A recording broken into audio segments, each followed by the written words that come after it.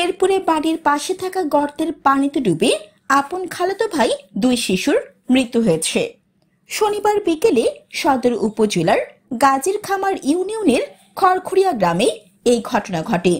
এরা হলো খড়খড়িয়া এলাকার জীবন মিয়ার 3 বছর বয়সী ছেলে মোবারক ও আলাল মিয়ার 4 বছর বয়সী ছেলে মুজাহিদ।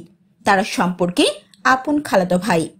গাজীর খামার ইউপি সদস্য রাজু আহমেদ বিষয়টি নিশ্চিত করে জানান, নানার বাড়ি কাছাকাছি হওয়ায় মোবারক ও মুজাহিদ দুজনেই প্রায় সময় একসঙ্গে খেলাধুলা করত। অন্যান্য দিনের মতো শনিবার শিশু দুটি নানার বাড়ির উঠানে খেলা করছিল। কিছু সময় পর তাদের উঠানে দেখতে না পেয়ে স্বজনরা খোঁজাখুঁজি করেন। এক পর্যায়ে বাড়ির পাশে তৈরি করা গর্তে জমে থাকা বৃষ্টির পানিতে তাদের মরদেহ ভাসমান অবস্থায় পাওয়া যায়। পরে তাদের উদ্ধার করে জেলা সদর হাসপাতালে নিয়ে গেলে কর্তব্যরত চিকিৎসক তাদের মৃত ঘোষণা করেন।